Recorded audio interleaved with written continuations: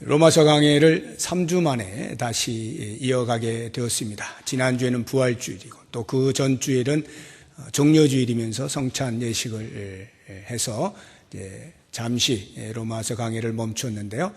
그 전주에 했던 로마서 강해를 보게 되면 로마서 6장 1절에서 11절 말씀을 전했죠. 그때 우리가 세례식이었습니다. 마침 본문의 말씀이 세례와 관련되어진 말씀이어서 함께 은혜를 나눌 수가 있었는데요. 세례, 예수 그리스도와 합하여 세례를 받은 것, 이것을 가리켜서 우리는 연합이라 말했습니다.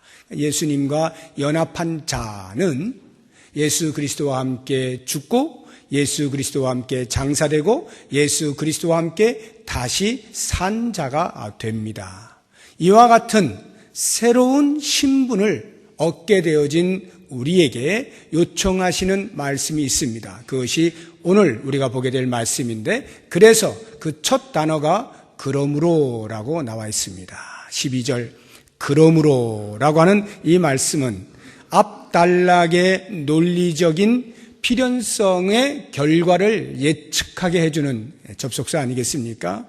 앞에서 이러 했기 때문에 그 논리적 결과로서 필연적 우리는 이렇게 되어야 한다라고 하는 것인데요. 사도 바울이 그러한 신분의 변화를 입은 그리스도와 연합한 자에게 주시는 그에 합당한 삶의 모습을 명령하고 있는 것입니다. 그래서 사도 바울이 두 종류로 우리에게 명령을 하는데요. 하나는 이렇게 하지 말아라 라고 하는 것으로 명령하고, 또 다른 하나는 이렇게 해라 하는 명령으로서 신분의 변화를 입은 자의 삶의 모습을 요청하고 있습니다. 먼저 뭐뭐 하지 말라라고 하는 것을 우리 본문에서 한번 찾아보죠. 12절을 보십시오. 그러므로 너희는 죄가 너희 죽을 몸을 지배하지 못하게 하라. 죄가 우리의 죽을 몸, 아직 죽진 않았죠? 이 몸을 지배하지 못하게 하라. 두 번째, 몸의 사욕에 순종하지 말라. 이 몸이 욕심을 부리고 있는 것에 순종하지 말아라. 세 번째, 13절. 또한 너희 지체를 불의의 무기로 죄에게 내주지 말라. 이것이 뭐뭐 하지 말라 하는 명령이고요. 그 다음 뭐뭐 하라 하는 명령을 계속해서 보시면 13절 중반에 오직 너희 자신을 죽은 자 가운데서 다시 살아난 자 같이 하나님께 드리며, 두 번째 너희 지체를 의의 무기로 하나님께 드리라. 세 번째 19절 보시면 제일 뒷부분에 이제는 너희 지체를 의에게 종으로 내주어 거룩함에 이르라 하는 말씀입니다. 자, 이 두 가지 명령을 우리가 요약을 해보면, 첫 번째 명령은 범죄하지 말아라. 아무렇게나 살지 말아라. 막 살지 말아라. 내 마음대로 살지 말아라 라고 하는 말씀이고요. 두 번째는 거룩하게 살아라. 하나님의 뜻대로 살아라. 하나님께서 나에게 원하시는 대로 내 삶을 내어드려라 라고 하는 말씀이죠. 범죄하지 말고 거룩하게 살아라 라고 하는 이 두 말씀입니다. 자, 그렇다고 한다면 이제 그러므로를 중심으로 해서 그 이전에 나와 있는 우리의 신분의 변화와 그러므로 이후에 그 신분의 변화가 되어진 자답게 살아라라고 하는 이 부분, 이러한 논리를 통해서 우리가 알 수 있는 두 가지를 같이 생각을 해보려고 하는 것인데요. 그 첫 번째는 우리의 신분이 바뀌었다라고 해서 우리의 삶이 자동적으로 바뀌는 것은 아니다라고 하는 것이고요. 두 번째는 우리 지체를 하나님께 드리거나 또는 드리지 않거나 할 수 있는 이 선택의 자유가 우리 자신에게 있다라고 하는 이 두 가지를 우리가 같이 한번 생각을 해보려고 합니다. 그럼 먼저 우리의 지위가 바뀌고 신분의 변화가 일어났다고 해서 우리의 삶이 자동적으로 그에 걸맞는 삶으로 바뀌는 것은 아니다라고 하는 부분에 대해서 생각을 해보겠는데요. 만약에 삶이 우리의 신분의 변화와 함께 자동으로 따라오는 것이라고 한다면 굳이 사도 바울이 이렇게 그러므로 해놓고 이거 하지 마라, 이거 해라 라고 말씀을 하실 리가 없겠죠. 이미 그리스도와 함께 십자가에 못 박혀서 죄에 대하여 죽은 우리가 하나님께 대하여 산 자로 그렇게 살아가고 있는데 더 이상의 어떠한 말이 필요하겠습니까? 그런데 그러한 죄에 대하여 죽은 자이면서도 불구하고 여전히 우리의 삶에서는 그에 걸맞은 삶의 모습이 나타나지 않을 수 있는 그러한 이유 때문에 사도 바울은 이렇게 하면 안 된다, 이렇게 해야 된다라고 말씀을 하고 있는 것 아니겠습니까? 우리가 죄에 대하여 죽은 거예요. 우리가 죄에 대하여 죽은 거예요. 죄가 우리에 대하여 죽은 게 아닙니다. 죄는 여전히 살아있어요. 왜냐하면 그 이유가 로마서 8장 23절에 나오는데 같이 한번 보도록 하겠습니다. 읽어봅니다. 그뿐 아니라 또한 우리 곧 성령의 처음 익은 열매를 받은 우리까지도 속으로 탄식하여 양자 될 것 곧 우리 몸의 속량을 기다리느니라. 우리 몸의 속량을 기다리느니라.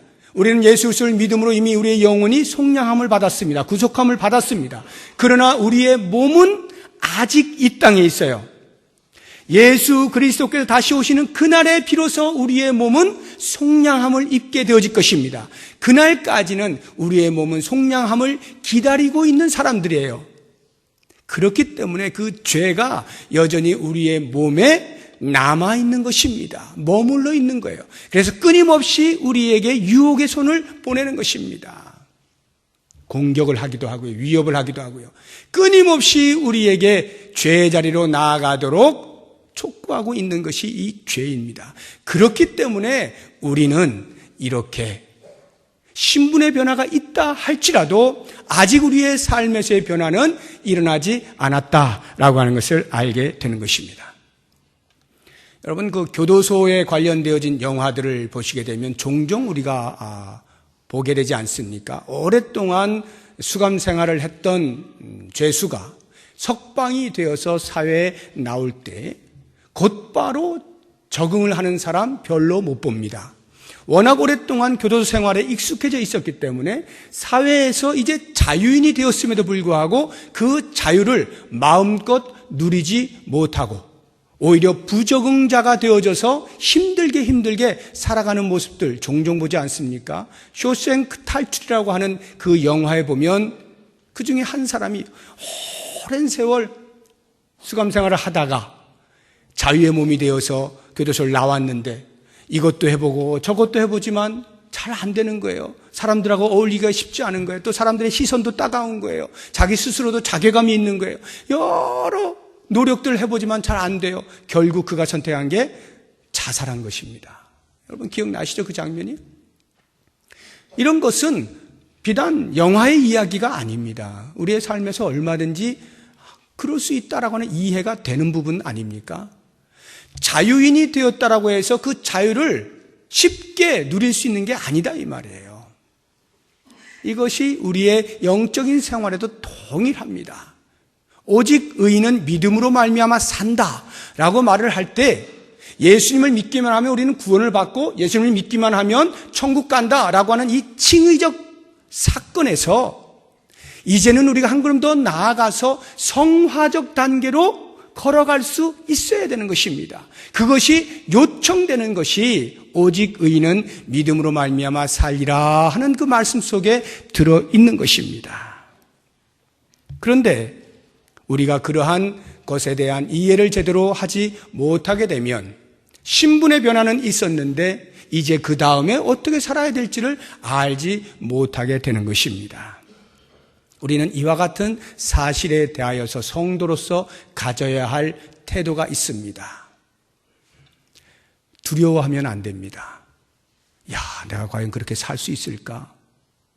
이미 제가 소개해드린 그러한 죄수가 자유인이 되었는데 그 사회에서 야, 과연 내가 이런 정상적인 사회인들과 동일하게 이렇게 살아갈 수 있을까? 두려워하면서 벌벌 떨면서 그러한 마음을 가지시면 안 됩니다. 또 다른 마음은 불평하면 안 됩니다. 아니 하나님께서 나를 구원해 주신다고 뭐 값없이 주신다고 예수님을 믿기만 하면 구원을 얻는다라고 실컷 얘기하시더니 결국에 뭐 설교를 들어보니까 그렇게만 해갖고는 안 된다고, 계속 열심히 살아야 된다라고 오히려 더 무거운 짐을 지어주는 것 같은, 야, 무슨 하나님이 이런 하나님이 계셔? 이렇게 혹시 불평하지 않습니까? 우리를 구원해 주시고 구원받은 자답게 살아가도록 요청하시는 것은 우리로 하여금 그렇게 두려워하거나 아니면 불평하도록 하시기 위하여 주신 것이 아니고요. 오히려 우리의 마음에는 감사가 넘쳐야 돼요. 감사가. 어떤 감사냐? 거룩한 삶을 살 수 있는 기회를 주신 하나님께 감사하는 겁니다. 기회를 주셨잖아요. 여러분 생각을 해보세요. 교도소에서 나왔어요. 이제 자유인이 되었어요. 사회생활을 이제 할 수 있어요. 그런데 오랫동안 교도소에서 이렇게 맞고 저렇게 맞고 몸이 골병이 들었어요. 나오니까 몸이 다 쇠잔해져서 더 이상 살 수가 없게 되었네요. 며칠 못 살고 그냥 죽어버렸어요. 어떻습니까? 물론 교도소에서 죽은 것보다야 100배 낫죠. 사회에서 자유인으로 죽었으니까. 그런데 그 자유를 못 누렸잖아요. 얼마나 억울합니까? 얼마나 아쉽습니까? 예수님께서 십자가에서 못 박혀 죽으실 때 양편에 강도가 있었잖아요. 얼마나 흉악범인지 십자가에 못 박혀 죽는 그러한 중죄인들 아니었습니까? 그런데 한편 강도가 예수님께 자신의 신앙을 고백하지 않습니까? 그러니까 예수님께서 오늘 네가 나와 함께 낙원에 이를 것이다 하고 구원의 소식을 전해줍니다. 그 사람은 구원을 받았어요. 엄청난 사건입니다. 기독교에 있어서 이처럼 더 놀라운 사건이 없어요. 예수를 믿기만 하면 구원 얻는다라고 하는, 심지어 이런 흉악범조차도 예수 그리스도를 온전히 고백하기만 하면 구원 얻는다고 하는 기가 막힌 예증이 그 한편 강도의 구원 사건입니다. 그런데 여러분, 저는 그 강도를 부러워하지는 않습니다. 왜냐하면 그렇게 구원받고 구원받은 자답게 살 수 있는 기회를 부여받지 못했어요. 그냥 죽어버린 거예요. 십자가에서 죽은 거예요. 구원은 얻었으나 구원받은 자답게 살아갈 수 있는 자유를 향연할 수 있는 기회를 놓쳐버린 겁니다. 그 기회가 있다는 것이 얼마나 감사한 건지 몰라요. 그러므로 여러분, 지금 우리는 예수를 믿고 성화의 길을 걷고 있는 사람들 아닙니까? 주님 오시는 그날까지 성화의 길을 걷게 될 거예요. 이 걸음에 어떠한 성화적 삶에 의하여서 힘들고 어렵고 차라리 내가 예수를 안 믿었으면 더 나았을 거라는 생각이 들 만큼 힘들고 어려운 처지에 놓여 있다 할지라도 불평하거나 두려워하지 마십시오. 오히려 감사하세요. 내가 만약에 예수를 믿지 아니하였으면 그런 거룩한 삶에 대한 요청조차도 받을 필요가 없었던 사람인 거예요. 그냥 내 마음대로 살면 되는 거예요. 그런데 거룩한 삶을 요청받는 이 자체가 얼마나 감사한 것인지, 그 감사의 마음을 풍성히 가지실 수 있기를 주의 이름으로 축복합니다. 두 번째로 우리가 생각하는 것은, 이렇게 사도 바울이 이거 해라, 이거 하지 말아라 라고 말을 하고 있는 이 논리를 볼 때에 우리 이 지체가 하나님께 하나님 저를 받으십시오 하고 드릴 수도 있고 드리지 않을 수도 있는 이 선택이 나에게 달려있다, 나에게 그 자유가 있다라고 하는 것을 알게 되는 것입니다. 만약에 나에게 그 자유가 없다라고 한다면 사도 바울이 무슨 이유로 우리에게 이것 해라 저것 해라라고 말을 할 필요가 뭐가 있겠어요? 그냥 자동으로 되면 되죠. 나에게 달려있기 때문에 사도 바울이 나에게 말을 하고 있는 것입니다. 너희들은 이제 그리스도와 연합한 자이기 때문에 이렇게 살면 안 돼, 이렇게 살아야 돼 라고 이야기를 하고 있는 것 아니겠습니까? 우리가 거룩한 삶을 살 수 있는 기회를 부여받았어요. 이 시간들이 지금 우리에게 주시는 기회들 아닙니까? 그런데 그 주어진 기회를 내가 악용할 것이냐 아니면 선용할 것이냐에 대한 선택의 자유는 나에게 달려있다, 이 말이에요. 제가 이 기회를 이렇게 생각을 하면서 불현듯 이 말씀을 준비하다가 참 이상하죠. 목사에게 왜 그런 생각이 떠올랐는지 모르겠는데 갑자기 유행가 하나가 떠올랐어요. 저는 유행가를 할 줄 모릅니다. 전혀 모르는데 왠지 모르게 떠오른 가사가 하나 있었는데 이게 제가 인터넷을 쳐서 찾아봤더니 오승근 씨가 부른 있을 때 잘해 뭐죠? 있을 때 잘해 후회하지 말고. 있을 때 잘해 후회하지 말고. 이게 갑자기 생각나는 거예요. 야, 물론 그것은 이제 사랑 노래입니다. 나 있을 때 잘해 괜히 후회하지 말고 이런 이제 것이죠. 지금이 마지막 기회야 이러면서. 그런데 야, 이거 참 우리 영적으로도 참 이게 하나님께서 나에게 주신 이 기회 있을 때 잘해야 되겠다.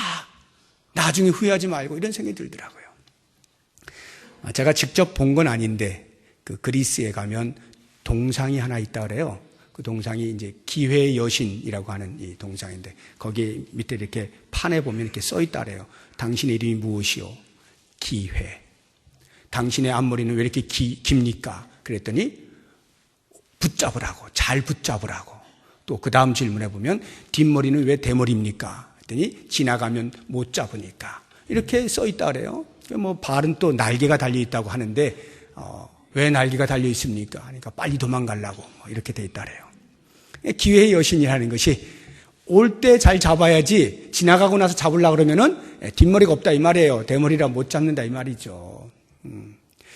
세상은 이렇게 기회에 대해서 이야기를 하고 있습니다. 참 나쁘지 않은 말들이에요. 성경에서는 과연 기회에 대해서 어떻게 표현하고 있는가 하는 것이 궁금하지 않습니까? 우리 같이 한번 에베소서 5장 16절 말씀 보도록 하겠습니다. 시작.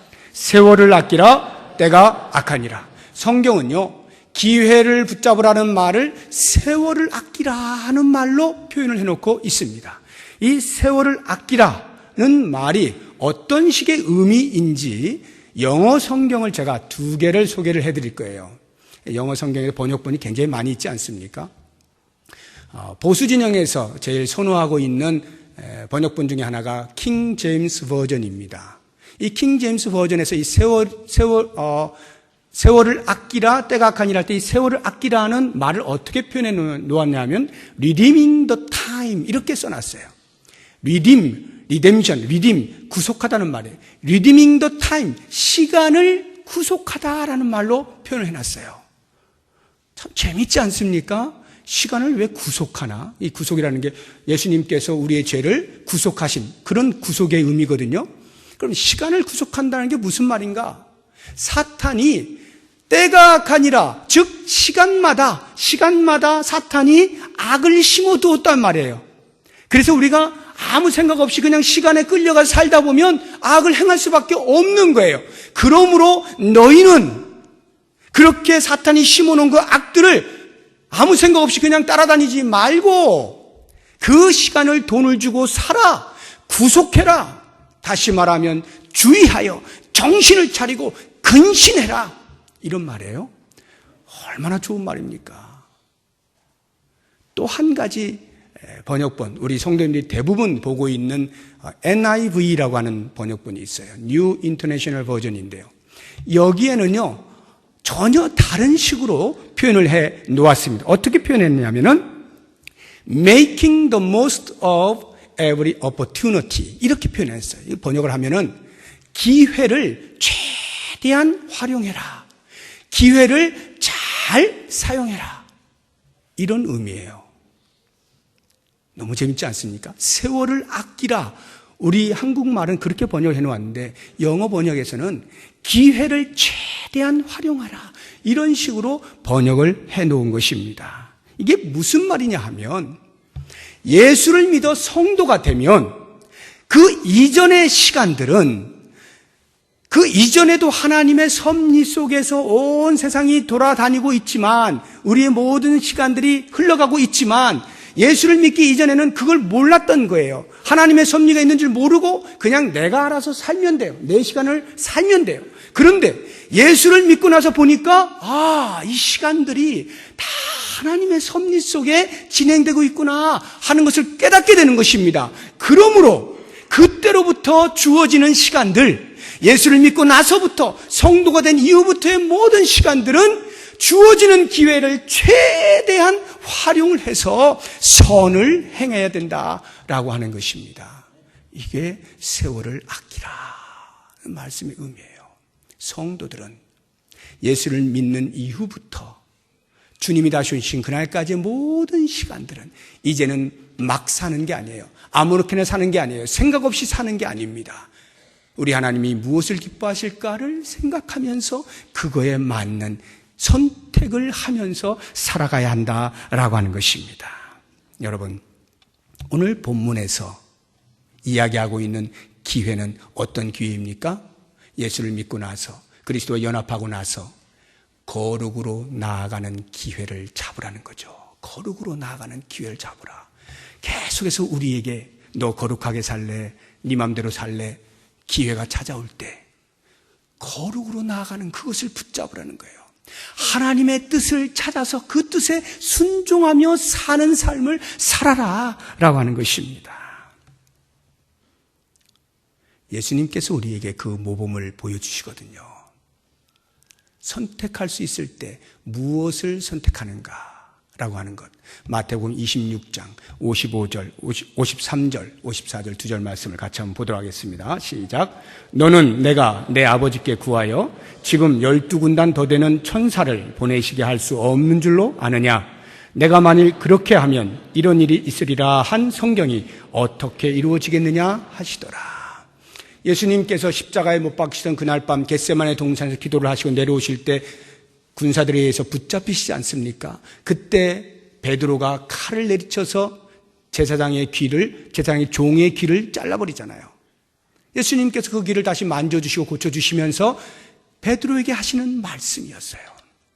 얘야, 내가 지금이라도 12군단 더 되는 천군을 불러서 이 자리에 있는 사람들 얼마든지 해치울 수 있다라고 생각지 않느냐? 나에게는 그런 능력이 있어. 그런데 만약에 내가 그 능력을 행사하면 성경에서 나에 대하여 말한 십자가를 지는 것 어떻게 이루어질 수 있겠느냐 하시면서 예수님이 선택하신 것은 천군 천사를 부르는 것이 아니라 그냥 그들에 의해서 붙잡힘을 당하고 십자가에 못 박혀 죽으시는 것, 이것을 선택한 거예요. 왜? 그것이 하나님의 뜻이기 때문에. 우리가 보통 구약의 인물 가운데 예수님을 모형으로 나타내는 인물을 이삭으로 꼽습니다.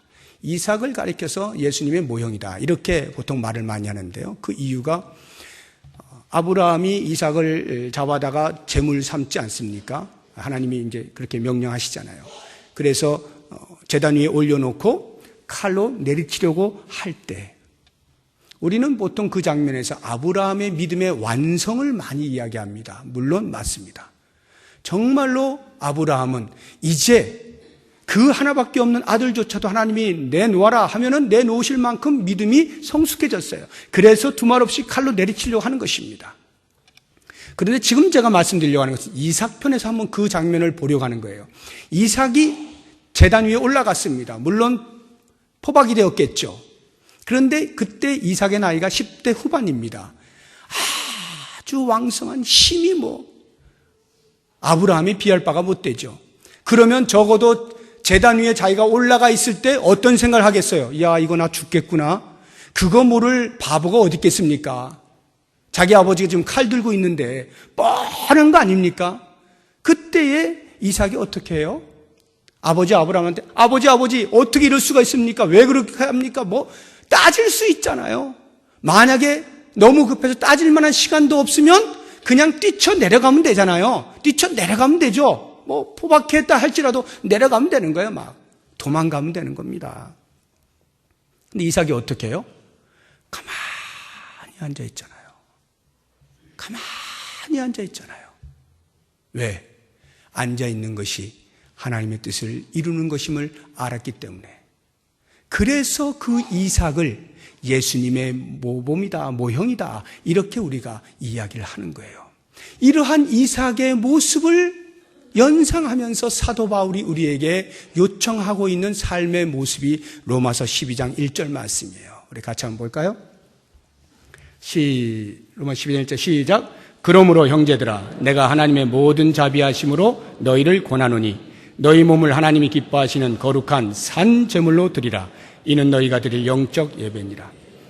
무슨 제물로 드리라고요? 산 제물.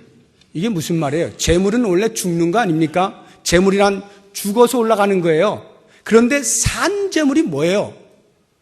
살아있다 이 말이에요. 선택을 할 수 있는 자유가 있다 이 말이에요. 제물의 자리에 그대로 앉아있을 자유도 있고 거기서 뛰쳐나갈 자유도 있다. 이게 산제물이에요. 그런데 사도 바울이 뭐라고 해요?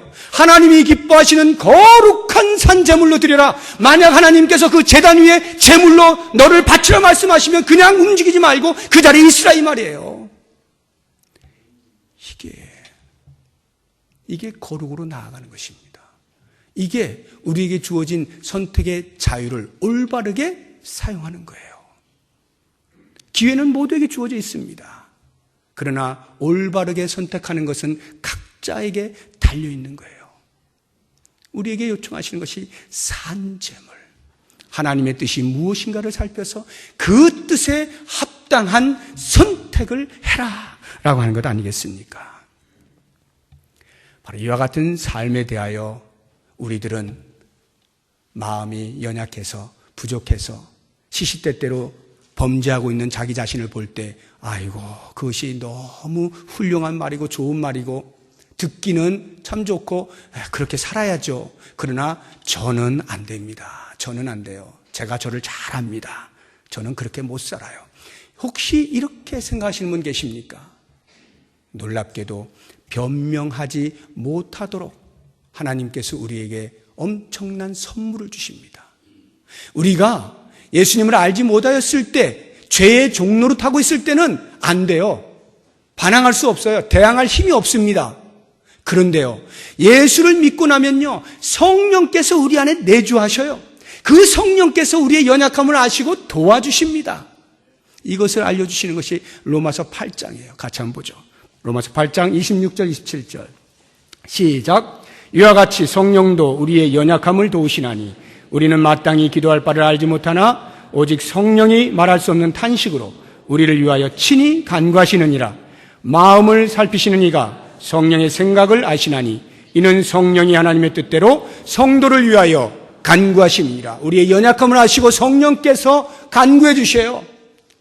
그래서 우리는 성령이 우리 안에 내주하셔서 말씀하시는 대로 행하게 되면 우리의 육체의 소욕을 이겨낼 수가 있는 거예요. 나는 연약해서 안 되지 않습니다. 성령이 우리 안에 계셔서 그 성령에 순종하면 우리의 육체의 소욕을 이겨낼 수 있다니까요. 갈라디아서 5장 같이 한번 보겠습니다. 16절부터 같이 한번 봅니다. 내가 이르노니 너희는 성령을 따라 행하라. 그리하면 육체의 욕심을 이루지 아니하리라. 육체의 소욕은 성령을 거스르고 성령은 육체를 거스르나니 이 둘이 서로 대적함으로 너희가 원하는 것을 하지 못하게 하려 함이니라. 너희가 만일 성령의 인도하시는 바가 되면 율법 아래 있지 아니하리라. 성령의 인도하시는 바가 되면 율법 아래 있지 않대요. 율법 아래가 어떤 자리인지 아십니까? 우리를 책망하는 자리예요. 우리를 정죄하는 자리예요. 율법은 우리를 거룩하게 만들지 못해요. 우리가 거룩하게 살려다가도 실수하면요, 율법은 당장 우리에게 너 실수했어 지적하는 거예요. 이게 율법이에요. 그러면 우리는 주눅들 수밖에 없어요. 그런데 놀랍게도 우리는 율법 아래 있지 않냐고 어떻게 된다고요? 성령의 인도하신 바가 된다 이 말이에요. 성령께서 우리로 하여금 거룩한 삶을 살게 해 주신다 이 말이에요. 하나님께서 우리에게 자유를 주실 때, 거룩한 삶을 살 수 있는 그 자유를 주실 때에는 그 자유에 걸맞은 능력도 함께 주시는 거예요. 그러므로 사랑하는 성도 여러분, 이제 말씀을 정리해 봅니다. 하나님께서 우리에게 기회를 주셨어요. 주님이 다시 오시는 그날까지 우리는 그 기회를 부여받을 것입니다. 계속해서 거룩한 삶을 살게 되어질 거예요. 그런데 한 가지 유의해야 할 것이 있습니다. 주님 다시 오실 때까지, 내가 죽을 때까지구나. 아직 시간이 많네? 혹시 이런 생각하시는 분 있으면은 빨리 잠에서 깨어나야 됩니다. 우리의 생명은 우리의 것이 아니에요. 내가 생각하는 대로 한 5년 뒤에 죽을 게 아니에요. 우리의 생명은 누구도 모릅니다. 하나님이 부르시면 저도 우리 권사님들보다 먼저 가요. 하나님 부르시면 갓난 아기도 먼저 갈 수 있는 거예요. 아무도 모릅니다. 그렇다고 한다면 여러분, 기회라고 하는 것은 아직도 많이 남아있는 게 아니죠. 많이 남아있는 게 아니에요. 기회는 철저히 제한되어 있습니다. 다시 말하면 기회는 오늘 하루, 아니 어쩌면 바로 지금입니다. 이 주어진 기회, 오늘 하루 나는 어떻게 살 것인가? 다가오는 기회들이 있어요. 하나님의 뜻을 붙잡을 수 있는 기회가 있고 하나님의 뜻을 거스르는 기회가 있을 수가 있습니다. 무엇을 선택할 것이냐? 나에게 달려 있습니다. 하나님 뜻이 무엇인가 살피십시다. 내 삶의 현장, 가정에서, 직장에서, 사업터에서, 학교에서, 교회 공동체에서, 어디에서나 누구와의 관계 속에서든 어떤 일을 하든 그 속에서 하나님의 뜻이 무엇인가를 찾으십시다. 그리고 하나님이 나로 하여금 어떠한 삶을 살도록 하시기를 원하시는지를 살피십시다. 그리고는 거기에 순종하여서 그 기회를 선용하게 되면 우리가 마지막 날 주님 앞에 설 때 떳떳하게 주님 어서 오십시오 말할 수 있을 뿐만 아니라 그 천국에서의 삶이 달라지게 되는 거예요. 마지막으로 제가 제 친구 목사님의 이야기 하나 하고 마치겠습니다. 제 친구 목사님이 저에게 이야기를 하는데 답답한 심경을 저에게 이야기를 했어요. 자기에게 친구가 하나 있는데 그 목사님 교회에 나온다는 거예요. 그런데 이 친구가 예수를 얼마나 잘 믿는지 모른대요. 철저하게 나는 예수를 분명히 믿는다. 나는 구원받았다. 나는 천국 간다. 확신을 한다는 거예요. 그런데 삶을 보면 죄송합니다. 개판이라는 거예요. 자기 마음대로 산다는 거예요. 근데 그게 목사의 시선에서가 아니고 자기 스스로가 그렇게 말한대요. 나는 내 마음대로 살아도 돼. 나는 예수 믿어. 나는 천국 가. 확실해. 보험 들어놨다 이 말이에요. 그러니까 지금 이 땅에서 내가 내 마음대로 사는 거 너무 뭐라 하지 마.